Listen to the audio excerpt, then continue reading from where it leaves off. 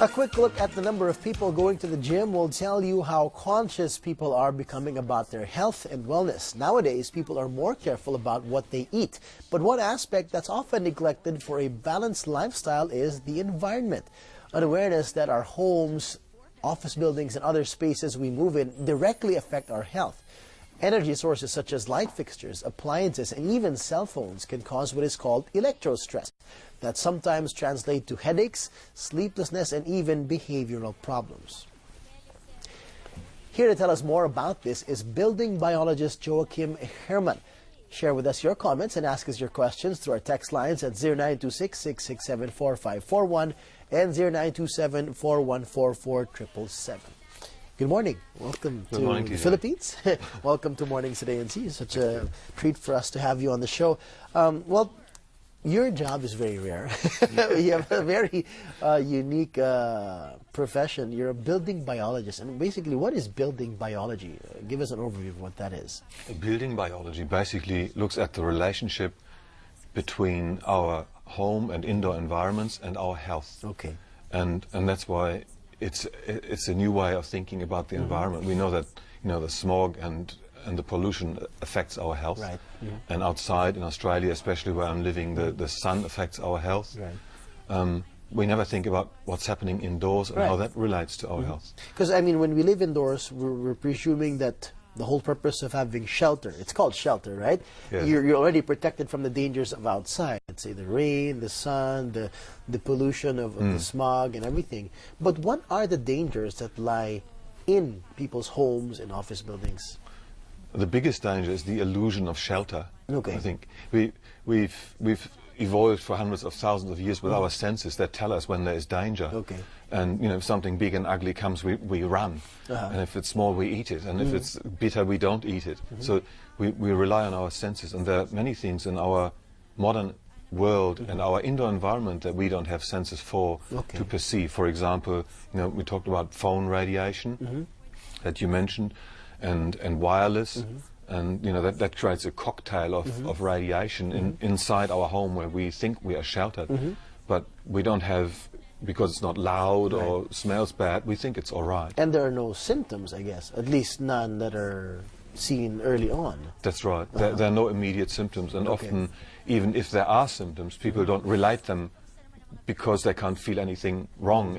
If you put your hand into hot water, then it's burnt because the water was boiling. Right. But if you have it close to your mobile phone and it feels a bit funny afterwards, you think, oh, it must be something else because there's nothing coming out of the phone. Right.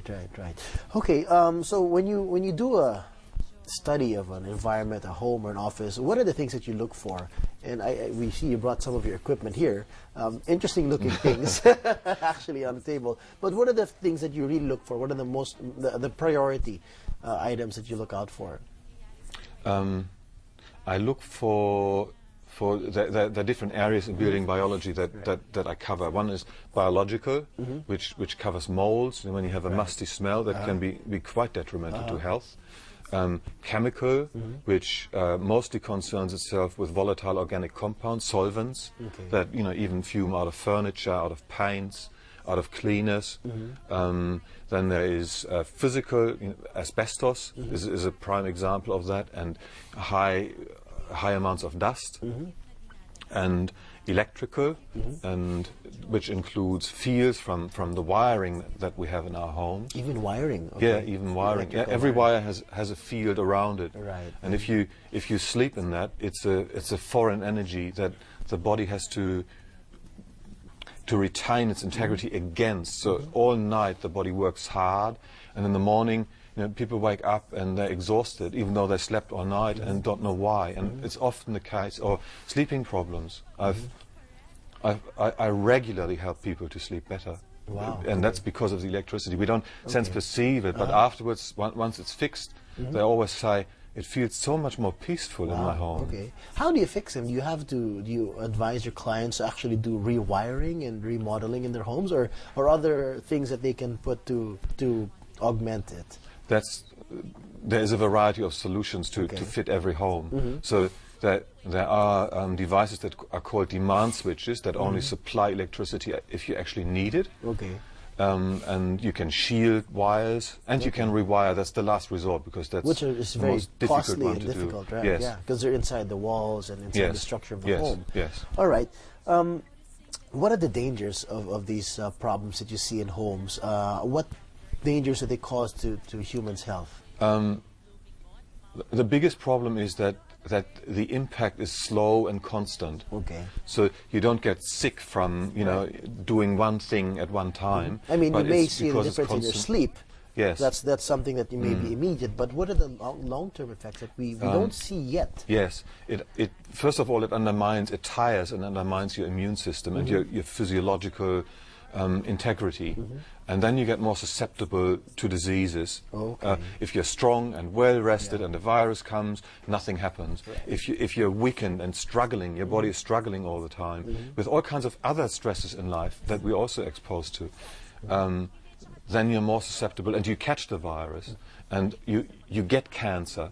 It's often people say, oh, this causes cancer. It's not so much that it causes cancer, but it opens the doors for cancer not to be fixed by the body's strength. Okay. All right. From the studies that you've been gathering from all around the world, what are the early signs that we're seeing that are affecting humans? Are they seeing more diseases, being susceptible because of dangers in their home environment? Yes. Would you say what are the top ones that come out? Like, this can lead to that. You see, the symptoms depend very much on the person's weakness. Okay. So So it's a case-to-case situation, basically. and that's one of the problems we have. We can't say this causes that. There's not always a direct cause-effect relationship. It's more about the lifestyle. Okay. And we can say that if you there's increasing evidence now. There was just a big feature on Australian television about the use of mobile phones and cordless phones and Wi-Fi networks. And we can say that prolonged use of these technologies are an increased risk of brain cancer. But that's only the end of the line. Before that, all kinds of other things happen. Let's get more into electrostress. This is something that probably very few people think about. I mean, you talk about the molds and the bacteria in the homes and the toxins in some of the cleaning solutions that they may use or in the fixtures. That is obvious to a lot of people, but something that is not in our consciousness is electrostress. I mean, we don't even hear the term electrostress. It's two words that we're familiar with, but we're not familiar with them together. What is electrostress, and how dangerous can electrostress be on humans? It's like I said, the final would be cancer. That you're exposed to such field intensities that the body can't repair the damage that these fields do. Okay. And before that, we get sleeping problems.